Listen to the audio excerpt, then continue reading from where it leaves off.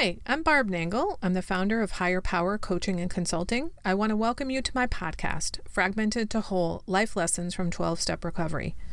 On this podcast, I share my experience, strength, and hope from recovery. I don't support or endorse any particular 12-step recovery fellowship, and I don't claim to speak for any of them either. My hope is that you will find my words helpful in some way, whether you're in recovery or not. This is episode 84, Don't Carpet the World. I got the title of this podcast from a Chinese proverb that I heard years ago, which is, "It's easier to put slippers on your feet than to carpet the world." I thought I knew what that proverb meant way back then. And I guess intellectually, of course, I understand what the words mean, but in reality, I didn't really get it until I was in recovery. Recovery taught me that a lot of what I was doing was trying to control other people, either in my own mind or in reality. But before I get into the topic in general, I want to let you know that I will be piloting a group coaching program in January called 6 Weeks to Better Boundaries with Barb. And this group coaching program is for you if you feel guilt and shame when you try to set boundaries, or you set boundaries, but then you immediately take them back. You're tired of being taken advantage of. You feel disrespected and dismissed by other people. You're afraid of what other people might think if you, whatever, fill in the blank. You're constantly going against your own values and not living your life in a way that makes you proud. I'll put a link on the page with the show notes where you can get more details and claim your spot in the program. Just a word of caution, though, since this episode's topic is really about control and trying to control other people, I just want to remind you that setting boundaries is not a way to control other people. I've met a lot of people who think that's what they're for. They're not. They're for you. And they're so that you can live your best life, not so you can control other people.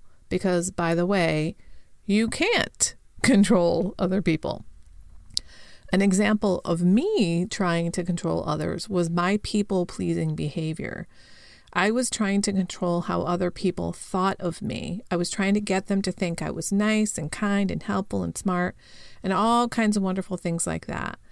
And the result was me feeling rather fragmented because I had all these different facades up. Another example of my controlling ways was I was also trying to control traffic. That's in my mind. I've talked about this many times on the podcast. Traffic was one area of my life where it was really evident that I was not doing well.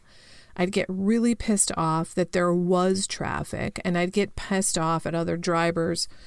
And the control issue here is that I had this idea that if only things went my way, that is, no traffic while I'm driving, then everything would be okay.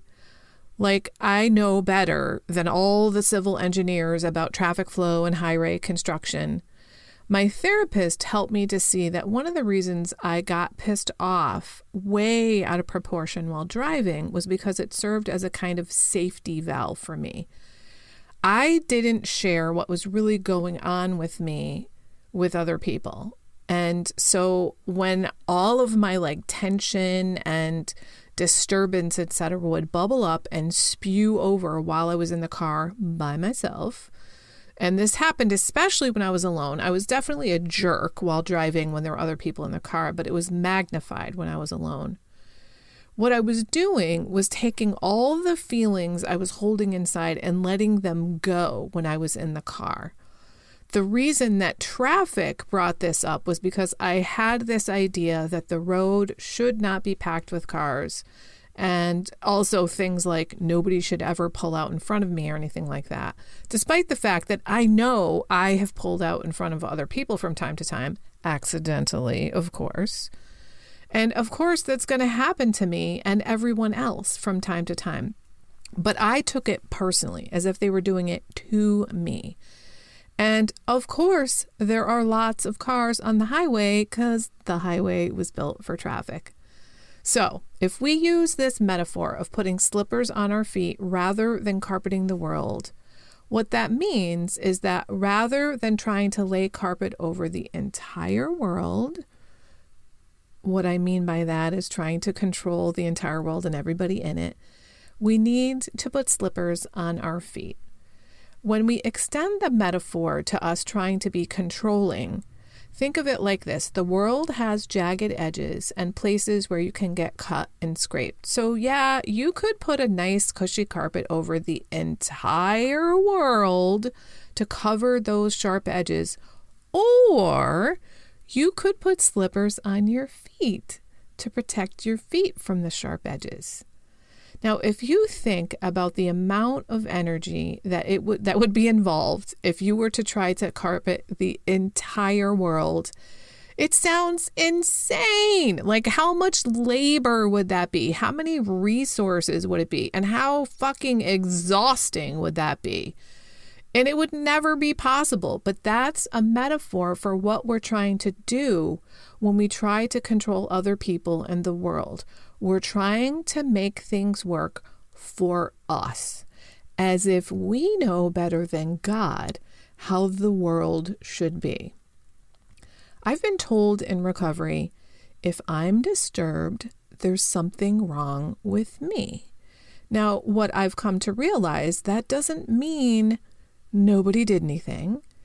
But what it does mean is that if I want to be undisturbed, then it's up to me to figure out how to make that happen. It is not up to other people. In other words, I have to put slippers on my feet rather than carpet the world. It's my job to worry about my feet. The thing is, when we go to put slippers on our feet, we all might want a different kind of slipper. Some people might want the ones that have the hard soles on the bottom, so they're kind of like shoes. And some people want them to be like booties that go on their ankles, and others want them to be more like clogs where you just sort of slide your foot in. And some people want their slippers to be like socks. If you're putting slippers on your own feet rather than carpeting the whole world, you get to pick the exact kind of slipper you want. And you don't have to worry about whether other people are going to like the style of carpet you picked if you were to try to carpet the entire world. If we were to extend the metaphor a bit more, we might say that if you grew up in a dysfunctional family like I did, you were trained to carpet the entire world rather than put slippers on your feet. My family didn't even know that slippers existed. In fact, if they discovered that slippers existed, they probably would think they had to make their own slippers from scratch. Also, that everybody had to wear the exact same kind of slippers that they got to pick. Whereas recovery has taught me that slippers exist and I don't have to make them. I'm going to buy mine online and have them delivered right to my door. I'm not going to make my own slippers or even go to the store to get them because I've realized I don't have to work so fucking hard just to be in the world. Now, if the world is rocky and has jagged edges, then I need to put slippers on my feet rather than carpet the world. So if you have been trying to control the entire world around you by getting people to see things your way or do things your way, try to put down the carpet laying tools, set them aside, and put slippers on your feet.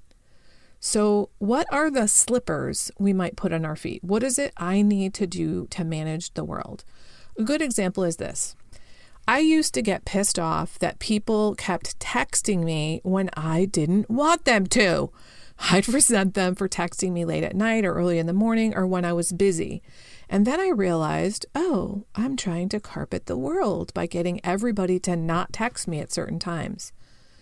Putting slippers on my feet in this case means I turn my ringer off. That means I'm not trying to control other people. I'm controlling me. I don't have to get notified all the time by the phone, text messages, or any other app. I can turn the ringer off and I can turn notifications off. By the way, you can do this too. I think of this as me becoming an actor rather than a reactor in my life. Here's another example. I have a family member who talks politics constantly.